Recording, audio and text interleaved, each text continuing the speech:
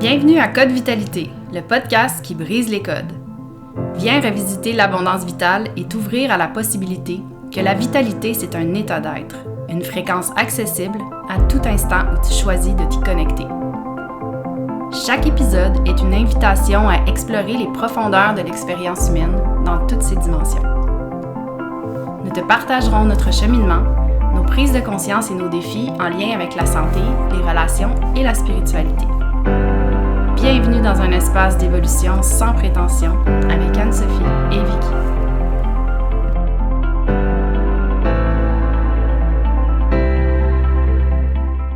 Bonjour, bienvenue à ce nouvel épisode du podcast Code Vitalité. Aujourd'hui, on va aborder une autre des clés de l'abondance vitale, une autre des clés de la vitalité, qui est la suivante. Celle que nous sommes des êtres multidimensionnels et uniques. Si je veux faire juste un lien avant qu'on commence la conversation, Anne-Sophie et moi, je vais faire un lien avec les autres clés. Peut-être que vous avez écouté l'épisode précédent où on a parlé d'une des clés qui était de reconnaître que nous étions la nature et que nous n'étions pas séparés de la nature, que nous étions l'univers, que nous n'étions pas séparés de l'univers. Une autre des clés de la vitalité qui a été abordée est celle que le corps est intelligent. Le corps ne fait pas d'erreur. Toutes ces clés-là sont interreliées. Chaque clé est dans l'autre. Fait que si je peux m'expliquer un peu jusqu'à présent, quand on prend connaissance, mettons qu'on est la nature puis qu'on n'est pas séparé d'elle, on sait que la nature est vraiment inspirante puis qu'elle fait son œuvre sans qu'on ait vraiment à interférer, évidemment, le moins possible interférer, la laisser faire son œuvre, ce qui amène à l'intelligence du corps, comment on peut moins interférer puis le laisser faire son œuvre puis plutôt le supporter plutôt que d'essayer d'entraver son travail qu'il fait.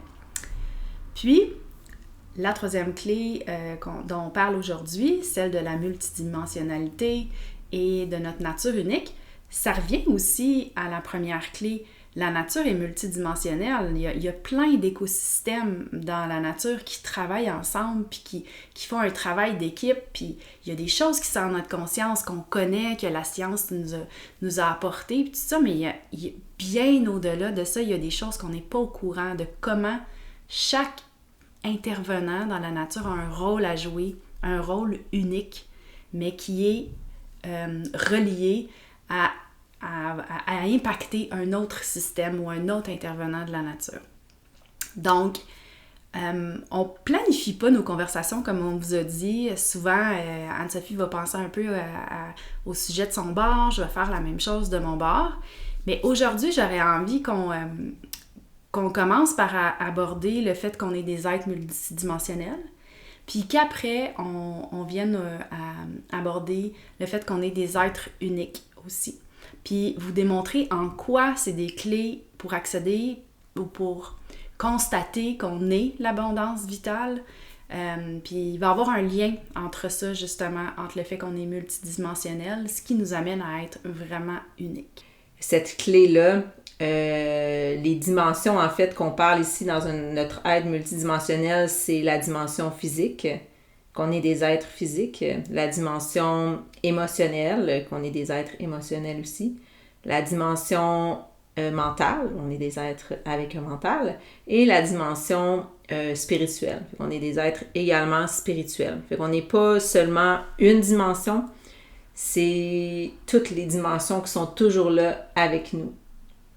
Vous pouvez voir maintenant, en écoutant notre podcast, peut-être que ça peut vous aider, que maintenant, à chaque fois que vous allez marcher, quand vous allez travailler, quand vous êtes avec vos enfants, quand vous faites à manger, c'est pas juste votre être physique ou mental qui est en train de faire l'action, mais c'est votre être multidimensionnel qui est en train de faire l'action.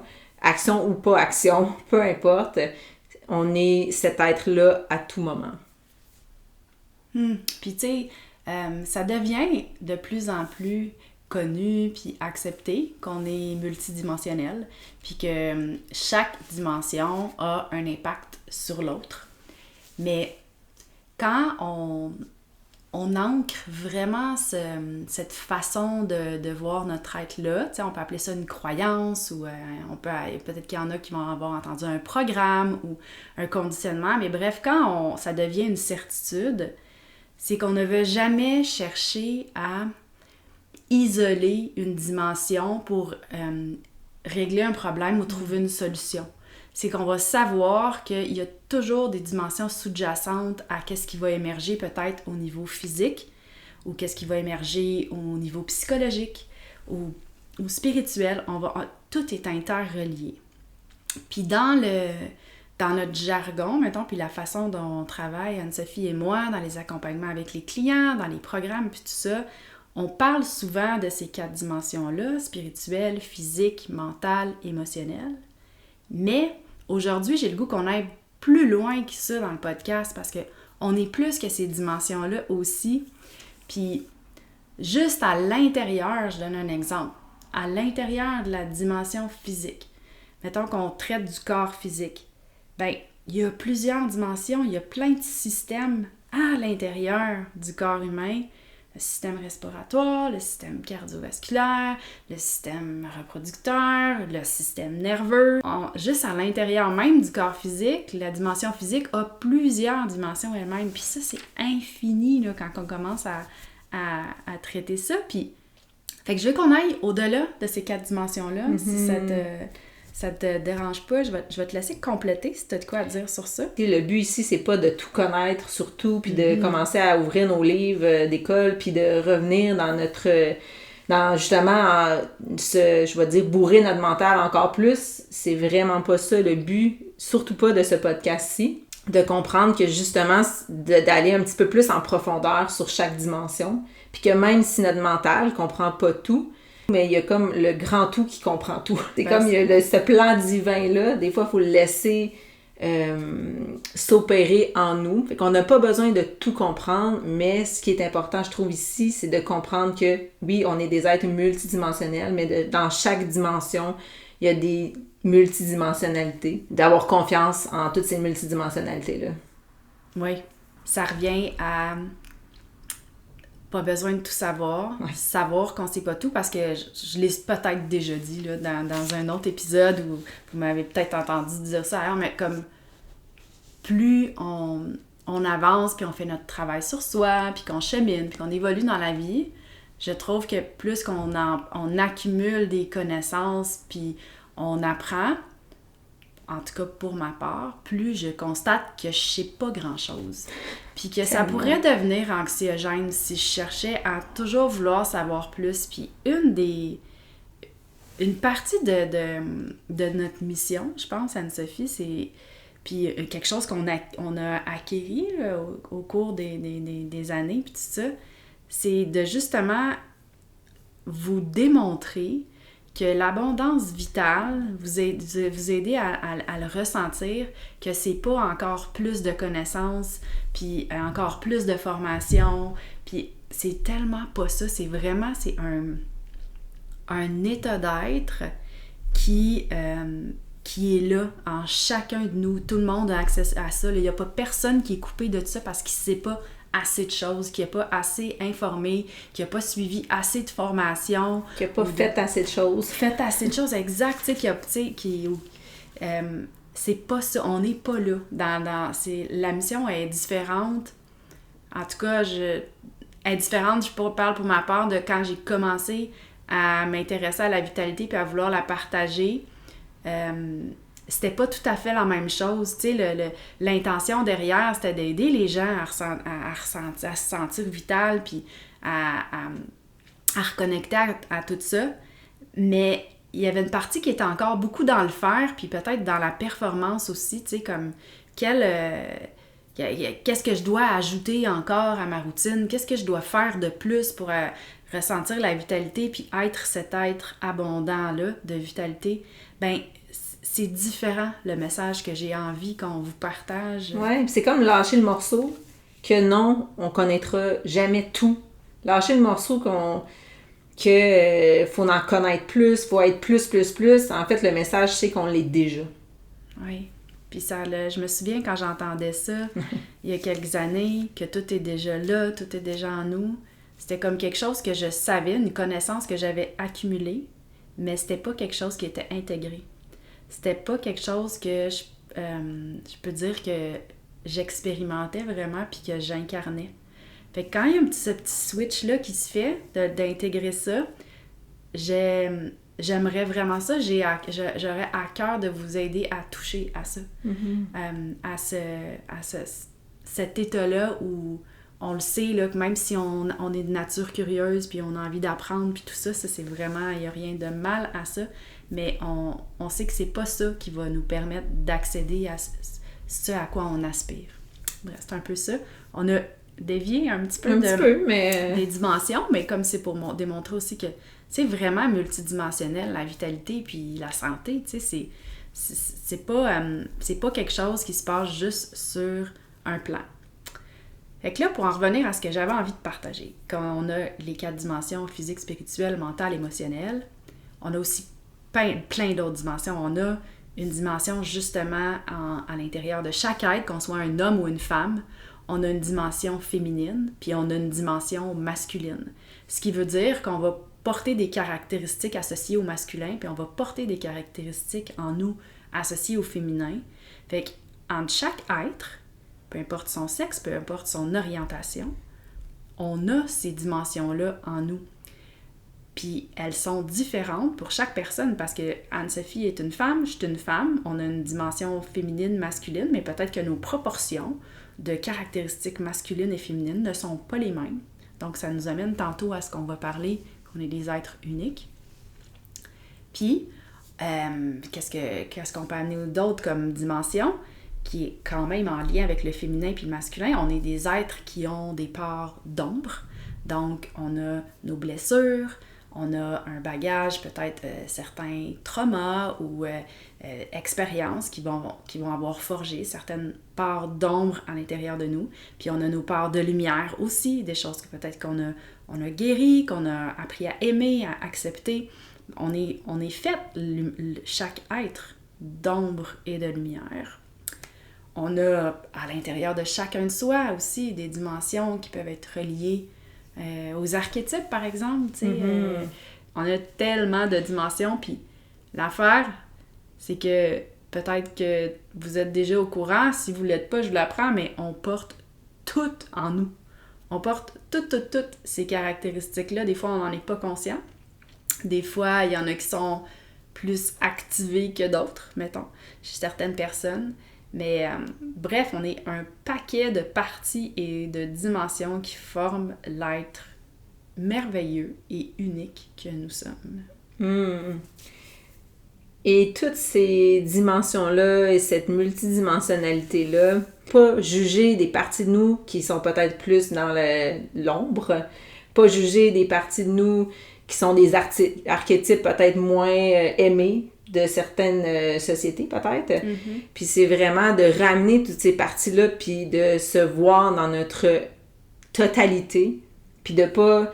Tu sais, je dis ne pas, mais c'est dur de pas se juger, c'est clair, mais c'est d'essayer d'être le plus bienveillant envers nous dans toutes ces multidimensionnalités, dans toutes ces facettes-là, puis d'aimer chaque facette qu'on peut observer en nous. Oui, tout à fait.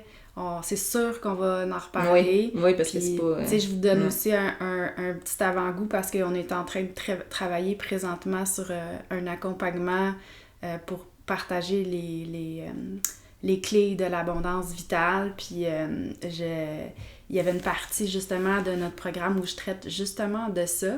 Fait que, tu sais, j'en fais juste un petit aperçu parce qu'on va se garder ça peut-être pour un autre podcast, mais tu sais, dans notre chemin, dans notre évolution, un des nos grands défis, justement, c'est de, premièrement, reconnaître qu'est-ce qui est à l'intérieur de nous. Puis, je vais donner un exemple vraiment banal. Tu sais, mettons que vous êtes une personne qui a tendance à ressentir de l'envie chez quelqu'un ou une situation, peu importe. C'est sûr que l'envie, c'est pas quelque chose qui est super aimé dans notre société, puis on s'est fait dire que c'était mauvais, exemple. Bon, je continue avec cet exemple-là. Vous ressentez de l'envie. c'est quelque chose, là, vous avez honte de ressentir l'envie, vous allez vous sentir coupable peut-être de ressentir l'envie, vous allez vraiment vouloir l'étouffer, puis vous allez comme vouloir dire « Ah, ça, je mets ça de côté, je veux plus être ça, je veux plus être envieuse, envieux. » Ce qu'il faut comprendre, c'est que, bon, reconnaître qu'on est envieux, première chose. Après ça, accepter qu'on est envieux, essayer de faire son travail de son côté, peut-être se faire accompagner pour voir qu'est-ce qui a déclenché ça, qu'est-ce que de sous-jacent à tout ça. Mais après ça, ultimement, là, c'est d'aimer cette partie-là de nous qui est probablement reliée à une part de son enfant intérieur, puis aller l'aimer, puis lui donner l'espace, justement, à cet enfant-là intérieur qui a été blessé, qui ressent de l'envie, pour justement lui dire « Hey, t'es aimée même si t'es envieuse, c'est correct, t'es quand même une belle personne. » Puis, tu sais, fait puis ça, c'est genre, j'ai donné un exemple, mais on a tous ça. Puis, dès qu'on est capable de dire « Cette personne-là est envieuse, cette personne-là est jalouse », exemple, c'est parce que, à quelque part, il y a une partie de nous qui a déjà vécu de l'envie, puis qui a déjà expérimenté la jalousie. Parce qu'on serait pas capable de reconnaître chez l'autre quelque chose qu'on n'a pas vécu ou expérimenté. Puis ça veut pas dire que si vous voyez quelqu'un, vous remarquez que quelqu'un est envieux, que vous êtes une personne envieuse. Mais ça serait mentir de dire que vous avez jamais ressenti un soupçon ou une parcelle de ça, si vous pouvez le reconnaître. Chaque dimension joue un rôle dans notre état, au moment présent. Si je me sens de cette façon-là, physiquement, quelle dimension demande mon attention, demande à ce que je prenne soin d'elle, que je la considère, que peut-être je l'ai mis de côté pendant un certain temps, puis qu'il y ait du temps que je m'en occupe. Et que ça ouvre à se voir autre que juste comme une machine où on traite un compartiment, puis comme tout est réglé. Puis, point de vue, mettons, scientifique, là, si on veut, on attrape un virus, ça veut dire que notre système immunitaire a peut-être pas fait le travail pour pas que le virus entre, exemple. Fait que là, c'est sur le plan physique, mais si on va plus loin que ça, est-ce qu'on a mis nos limites énergétiquement dans les semaines qui précédaient le fameux contact avec ce virus-là, puis il est rentré? Est-ce qu'on a laissé rentrer des choses dans notre champ énergétique, dans notre vie, qui étaient au-delà de nos limites? Puis, tu sais, je dis pas que c'est tout le temps ça, là, mais je fais juste comme vous démontrer que quand on commence à s'ouvrir à plus que j'ai été en contact avec quelqu'un qui avait un virus, c'est pour ça que je l'ai. Attends une minute, là. Ouais, comment j'ai nourri mon corps dans les dernières semaines, tu sais, c'est... Ouais. Ouais, il y avait beaucoup d'éléments là, qui rentrent en jeu, là, tu sais. Puis, tu sais, est-ce que j'ai été dans une semaine où est-ce que j'ai dû connecter à la joie? Est-ce que, tu sais, c'est multidimensionnel, puis c'est complexe, comme on a dit un peu dans le podcast sur l'intelligence du corps. On est la technologie, en tout cas à ma connaissance, la plus évoluée sur Terre, c'est l'être humain, tu sais. On est d'une grande complexité, mais en même temps, c'est si simple. Quand on commence à le croire puis à l'intégrer, on est multidimensionnel. Fait que, OK, tu sais, je vais pas commencer à explorer chaque dimension, mais juste d'en prendre conscience, il y a des choses qui vont émerger. Les informations qu'on a à savoir vont venir à nous, je crois. Ouais. Si on parle, mettons, de santé physique puis de système de santé actuel, dans l'actualité, dans mon Facebook, je suis une femme qui était anciennement une psychologue, puis qui a été radiée de l'ordre des psychologues parce que cette femme-là a été prise en faute de partager de l'information comme quoi la santé intestinale, le gut, le microbiote aussi, était étroitement relié à la santé mentale. Puis, tu sais, je connais pas les détails de la poursuite qu'elle vit présentement, puis exactement ce qui est arrivé, puis tout ça, mais mon but ici, c'est pas de faire son procès ou de prendre son côté ou pas. Mon but, c'est juste d'exposer qu'on est encore, malheureusement, en 2025, à une ère où Tout est tellement réglementé au niveau médical, puis le collège des médecins, puis les ordres de ci, puis de ça. Puis ces limites-là, souvent, sont au niveau de la multidimensionnalité de l'être humain.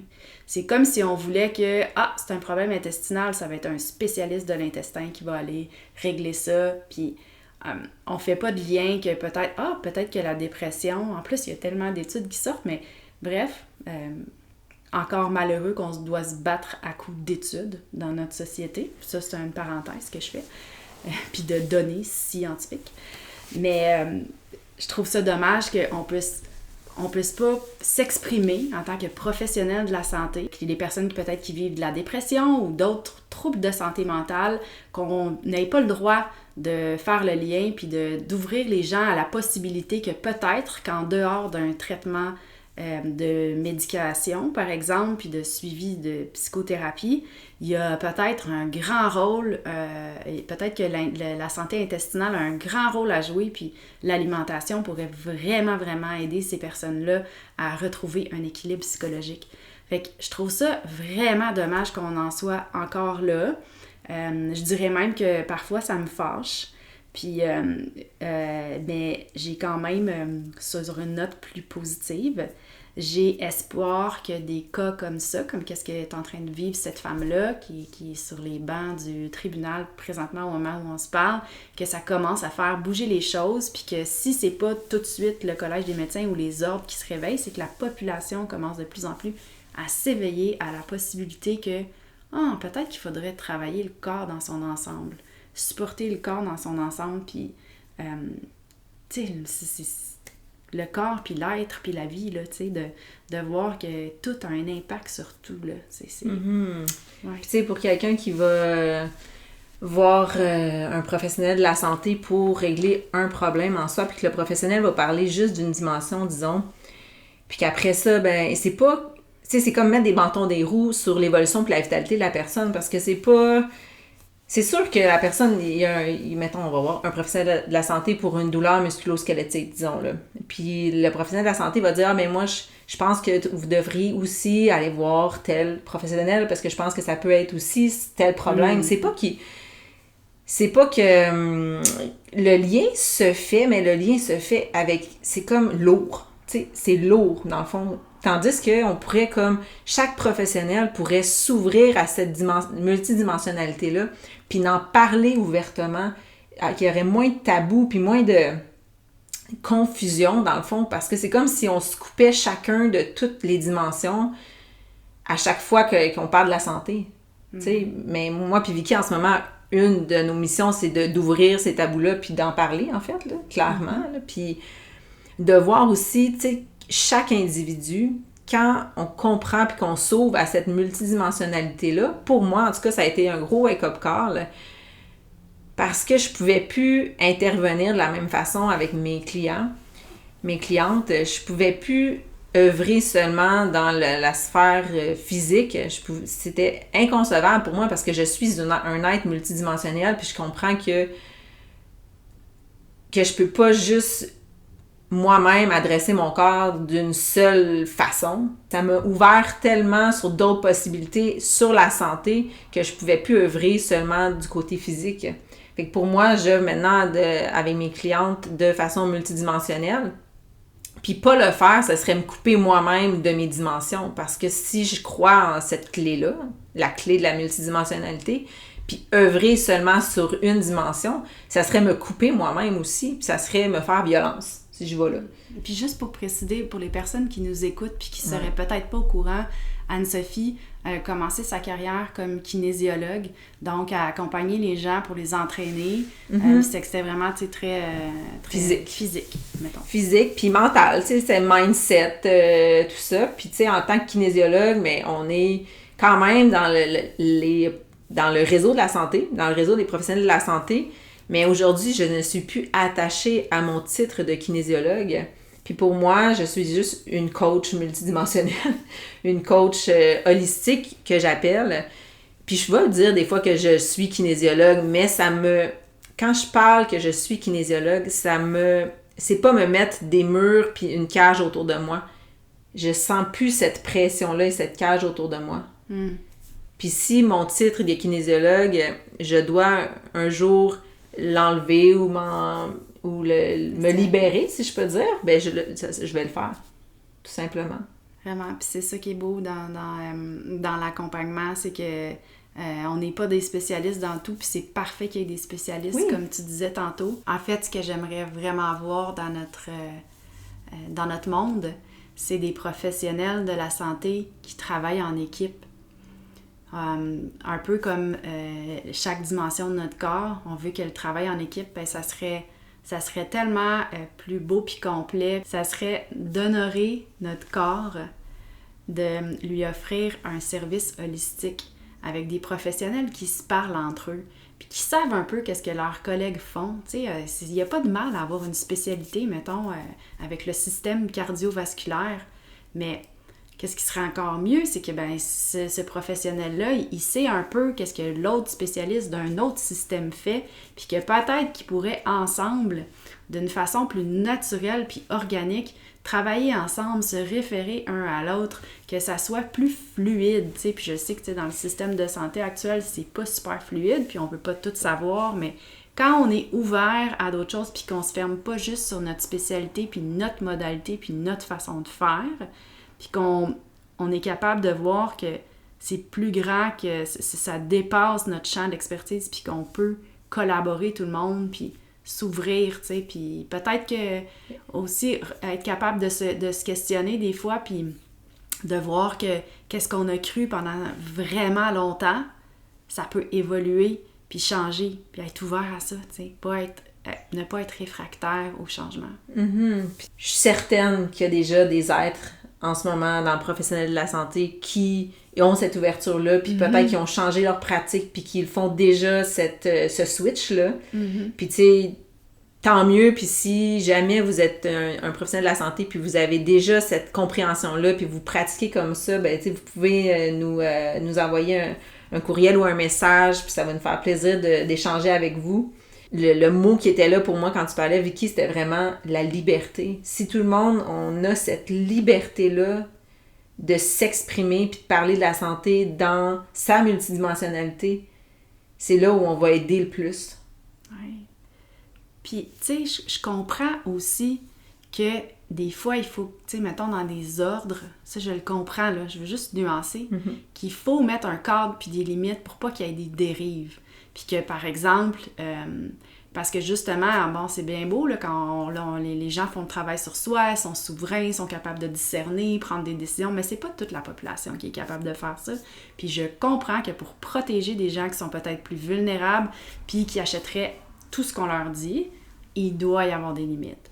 La seule chose, c'est que des fois, j'ai de la misère à croire qu'il n'y a pas un agenda derrière ces décisions-là de limites, puis que je ne suis pas tout le temps certaine que cet agenda-là agit pour le patient, le client, la personne qui veut régler son problème de santé. Fait que ça sera peut-être un autre podcast qui va peut-être engendrer plusieurs réactions, mais oui, c'est ça. Ça n'enlève pas que il y a, comme tu dis, Anne-Sophie, des gens qui sont super ouverts à ça puis qui le font déjà dans leur pratique, mais le paysage actuel de ce que je constate, c'est que c'est pas le cas. Mais je pense qu'il y en a qui le font déjà à petite ou à grande échelle, mais il y a quand même de la peur qui est encore là, puis qui est très présent quand on veut s'ouvrir, puis qu'on veut partager sur ces sujets-là, puis qu'on veut amener notre client ou la personne qu'on veut aider, qu'on veut l'amener à une autre ouverture, on veut l'ouvrir à toutes ces dimensions-là. Je pense qu'il y a quand même beaucoup de peur qui est encore là. Ben oui, tu sais, je dirais même, je vais parler pour moi. Même moi, tu sais, des fois, il y a des choses que peut-être j'aurais envie de crier sur tous les toits, puis j'ai quand même une réticence, puis tu sais, je veux quand même faire attention. Tu sais, on a encore peur, parce que, tu sais, c'est le jugement, il vient rapidement, puis dès qu'on sort qu'on remet en question qu'est-ce qui est accepté par la majorité de la société, puis qu'est-ce qu'on nous a inculqué, ouais, on risque de se faire taper sur les doigts ou de se faire juger, rejeter, critiquer. Fait que c'est pas toujours facile, mais j'aimerais vraiment ça, puis tu sais, je le dis ouvertement, j'aimerais vraiment ça, me filtrer le moins possible sur ce podcast-là, puis pas dire faire attention à mes propos, en nuançant mes propos. Je vais les nuancer, mais pas pour me filtrer, mais juste pour pas rentrer dans de la polarisation. C'est ce que je veux dire. Puis on a eu une discussion juste avant d'enregistrer ce podcast-là. On prenait une tisane, puis on parlait de ce qui se passe présentement. Là, on est au mois de septembre au Québec. Au moment où on enregistre ce podcast-là, il se passe beaucoup de choses dans le monde politique. C'est super polarisé, d'extrême gauche, d'extrême droite. Voilà, c'est ça. Puis, notre conclusion de tout ça, c'était que il y a du bon puis du mauvais de chaque côté. Il faut arrêter de penser qu'on doit être dans un camp ou dans l'autre. Fait que le lien avec ce que je vous dis présentement, c'est que je suis pas anti-système médical puis tout ce qui se passe présentement, c'est pas ça. Mais je suis capable quand même de m'exprimer que je trouve qu'il y a beaucoup de choses qui font pas de sens. Puis à l'extrême aussi, de l'autre côté, c'est ceux qui rejettent absolument tout ce qui vient de la science puis de la médecine. Il y a les deux mondes. Chaque professionnel de la santé, ou mettons, je vais prendre un exemple sur qu'est-ce que je fais de l'accompagnement holistique. Je suis pas une professionnelle de la santé. Ben justement, je pense que pour pas tomber dans des dérives ou faire des erreurs ou induire les gens en erreur avec notre jugement puis notre façon de voir la santé, moi, ce que je trouve qui peut aider vraiment les gens, c'est de les aider à reprendre leur pouvoir puis aller voir à l'intérieur les ressources qui sont déjà en eux.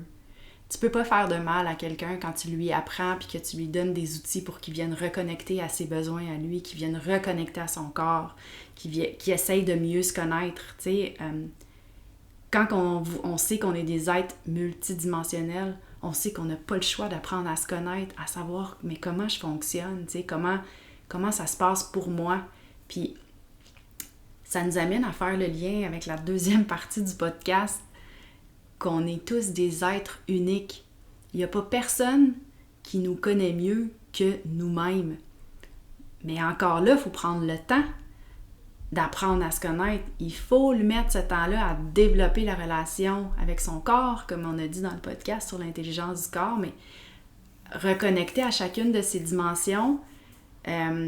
Puis au-delà des dimensions, son expérience passée, son bagage génétique, ancestral, ses habitudes, toutes ces choses-là, ça forme un être unique, un être qui vibre une fréquence qui est propre à lui. Il n'y a personne d'autre sur la planète qui vibre la même fréquence que moi.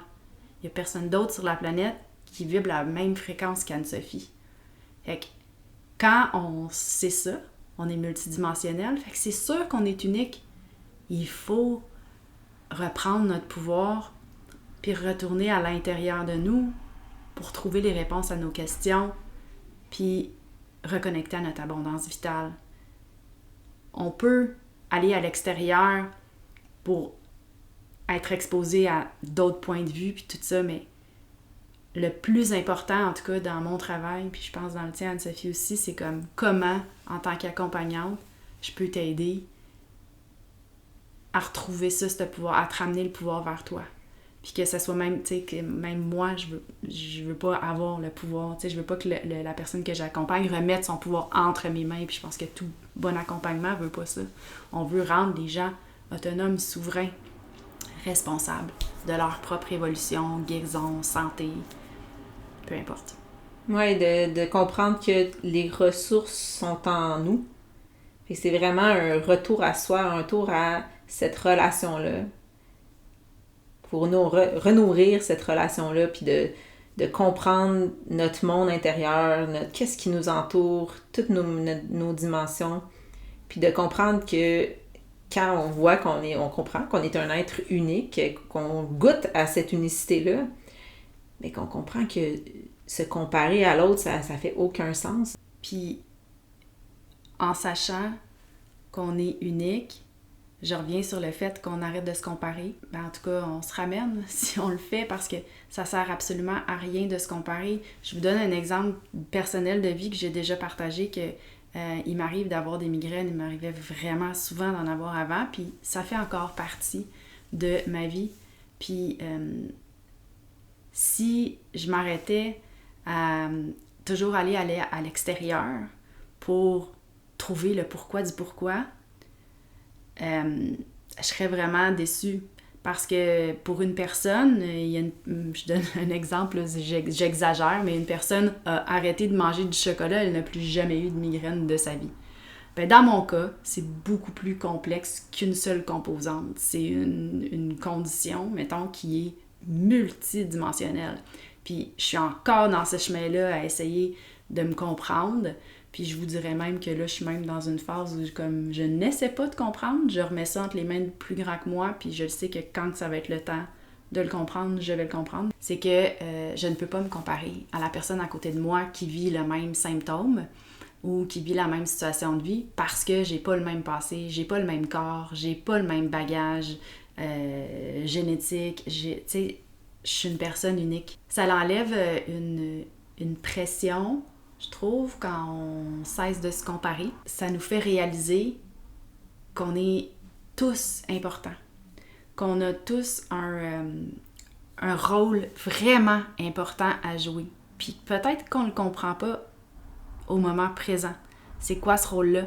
Mais quand on arrête de se comparer puis qu'on accepte la nature unique qu'on est, puis qu'on est vraiment... Il y a personne comme nous, on comprend à quel point c'est important, ce rôle-là, puis à quel point faut arrêter d'essayer d'être autre chose que qu'est-ce qu'on est, puis c'est d'accepter toutes nos dimensions, de les aimer, puis d'ancrer ça solidement, puis de vibrer encore plus notre fréquence unique, encore plus fortement. On va aujourd'hui terminer notre épisode sur la clé de la multidimensionnalité de chaque être, puis aussi du fait que chaque être est unique de par sa multidimensionnalité. On va poursuivre avec la série Les clés de la vitalité. Dans un prochain épisode, on viendra vous parler d'une clé très importante aussi, elles sont toutes importantes, mais la clé de la responsabilisation. Donc, on a très hâte de vous en parler. Si vous avez aimé cet épisode ou vous avez des commentaires pour engager la discussion, s'il vous plaît, commentez. On va être super heureuse d'échanger avec vous. Alors, on vous souhaite une excellente fin de journée, puis on se retrouve très bientôt pour un prochain épisode.